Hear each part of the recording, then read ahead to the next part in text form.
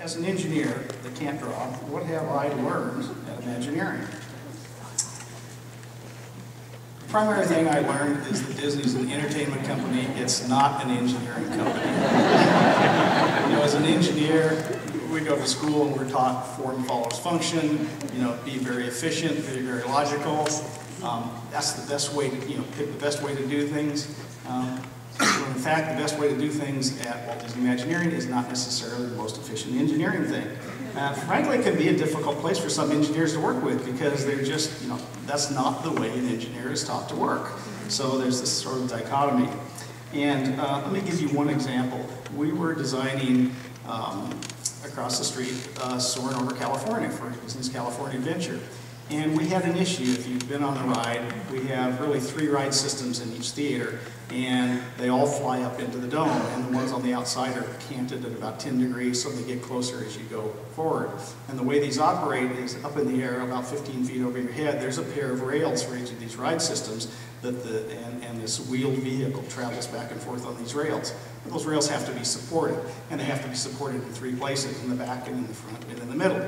Well, the back was easy. We have a big steel truss work back there to hold the back. The middle ones were pretty easy because the rides, the middle one was here and the other one is out here. We can kind of put a column in the middle and you can't reach it. There's no arm reach clearance issue.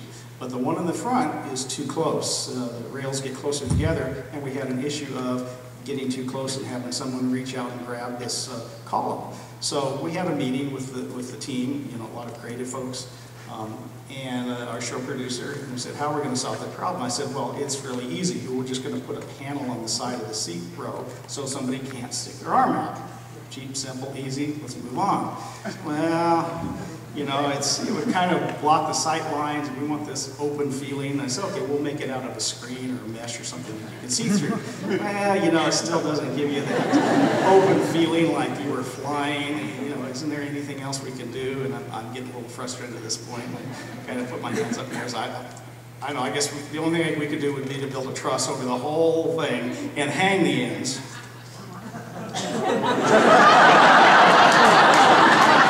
So next time you go to soar and look up, you'll see this 50-foot tall, 75-foot long truss, whose sole purpose is to support the ends of those rails. Now, once we got it up there, our lighting designers looked at it and said, hey, that's a great place. Can you put a catwalk up there so we can put some lights up there? So we did that.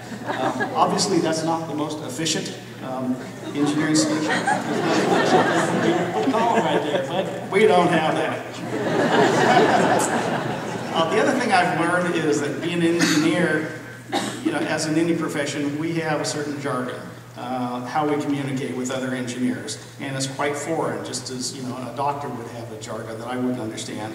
And trying to communicate your ideas to a group of artists or management people or finance people or whatever, I could show them an engineering drawing, I could talk in engineering terms, and it was right over their heads. It wouldn't make any difference. So what I found is that Imagineering is a very visual place. If you've ever been there, we do a lot of models. And that's because that language of, visual language can be understood by everybody right away. And what I've taken to doing over the years is to try to communicate things by making very simple models. Now, we do a lot of very sophisticated things at Walt Disney Imagineering. We have the caves and the 3Ds and the virtual realities and high-tech computers. And sometimes it doesn't take that. So here's a couple of examples of things I pulled out of my office to kind of demonstrate that. The top one is Soarin'. I had a 40-year-old erector set, and I had an idea for the way the motion would be. And I thought, how am I going to communicate this to the rest of the team? I could do an engineering drawing. They wouldn't understand that.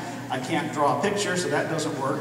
I originally thought I'll just make a little 2-dimensional model, which I've done before in the past, cardboard and thumbtacks, just to show how it worked. And I remembered I had this old 40-year-old toy up in the attic. So the sole purpose of this toy that I made in about 3 hours was to demonstrate how it might work. And once I put it on the table and cranked it up, the team saw within 10 seconds how it might work. A very easy way to communicate what was a pretty simple mechanical concept. The one on the lower left here, that is really the first mock-up of the way that the Soarin' pitch mechanism will work. If you sit on the Soarin' seat when you go up over the trees that go down to the beach, the seats swing back and forth like you're on a swing a little bit. And that was actually a very late addition to the design. Marty had said, as we were well into the design, you know, what if this doesn't work? How do we know this is really going to give us a flying sensation? And he authorized us some money, and we actually took we have a Star Tour simulator up in Glendale. We took the top off of it, and we put some seats on the floor where we could push people out. We built a crude 3H scale model of the attraction, took a day's worth of video out of a helicopter and put people on it and tried that. And during that time, what we learned was that adding a little bit of pitch motion that we hadn't planned initially made a huge difference in how it felt. So I was trying to explain to somebody how we might do that, how we might add it late in the game. So, you know, a couple of paper clips and some foam cord. You turn this little cam, there's a little crank on the back, and it swings the seat back and forth. Got the idea across. The one on the right is our popsicle sticks. Where these came from is we were building the Twilight Zone Tower tear across the street here at California Adventure. And if you've been on it, you know there's some very large elevator-like doors that the vehicle goes in and out of. And because this thing goes up and down so fast, there's an air pressure change inside the shaft. And the doors have to accommodate this air pressure change. And we had built very similar doors for 10 years prior in Florida for the attraction down there. And they worked just fine. So we decided we're going to build them the same way. And we built some special details inside to withstand the stress and the strain of this air pressure change.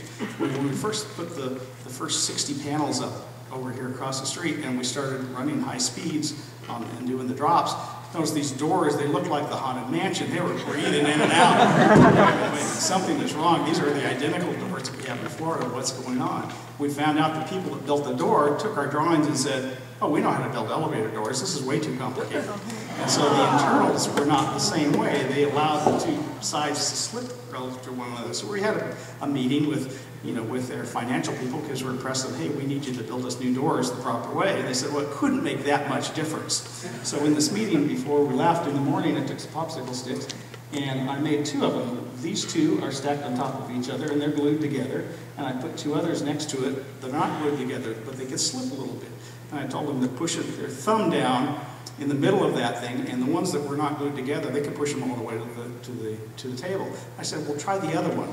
And it's about 4 times stiffer. You just can't push it down. And they got eyes went back. I said, that's what your doors are doing. So I said, okay, we'll build new doors. And as they were leaving, one guy turned around and said, we have to explain this to our boss. Can I have those popsicle sticks?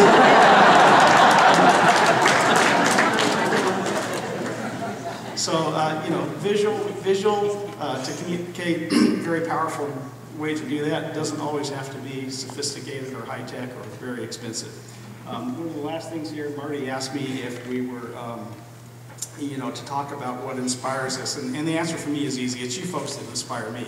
When I see families that are having a good time, see the joy in their face, it's really, really powerful. I remember when we opened the Tower of Terror in Florida, I was standing on opening day in the queue line in the boiler room that's very, very heavily themed, and sort of observing people, and there was a couple who walked by, and one of them looked around and turned to their partner and said, only Disney could do this, and that gave me a great sense of pride. So I want to take this opportunity to thank you people for inspiring me to do what we do. Thank you.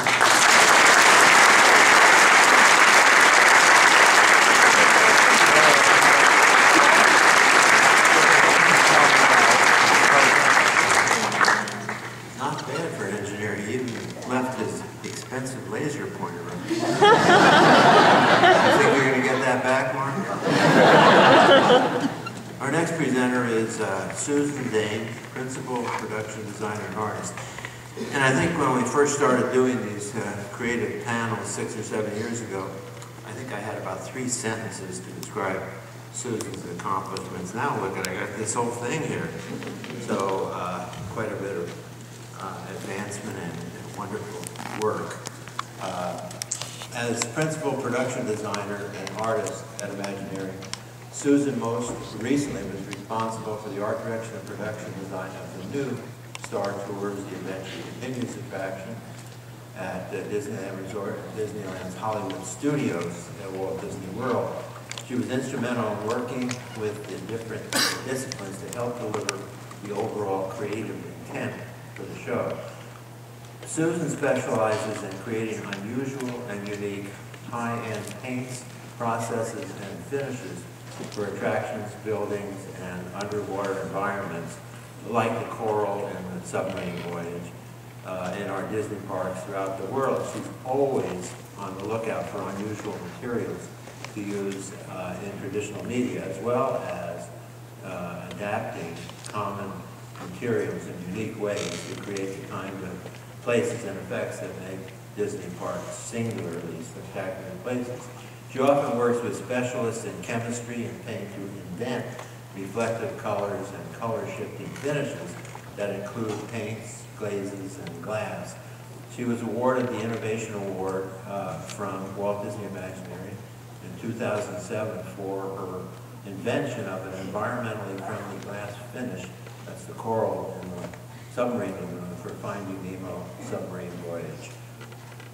Susan began her career as a sculptor at a bronze foundry, and before joining Disney, she was an art director and artisan for a company producing commercials for toys. She studied at the State University of New York at Stony Brook, where she earned a degree in technical theater and design. Please welcome Susan Dane.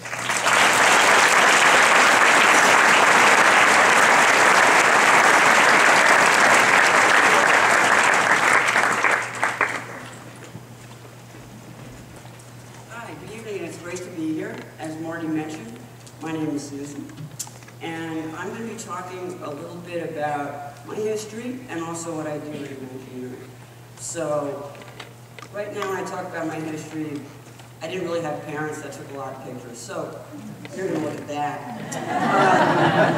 But what is interesting about my history is that I actually, though it may seem, well, of course I'm doing this because both my parents were artists. They actually met in a master's program in fine art.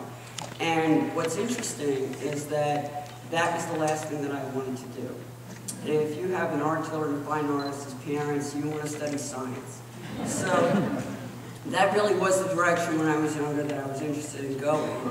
But what happened was I started doing some other things. I had a variety of jobs. I worked at a carnival, I picked ornaments in Israel, I studied some science, and I studied some math. And then I was taking some distribution courses in theater. And what I loved about the theater department was I got to paint, I got to sculpt, and I got to do calculations for the loads on scenery and things like that. So I had decided at that point that I was going to major in theater. And I went to my parents, and my mother specifically, and said, so I decided to major in theater. And my mother, being an artist, thought that that was great.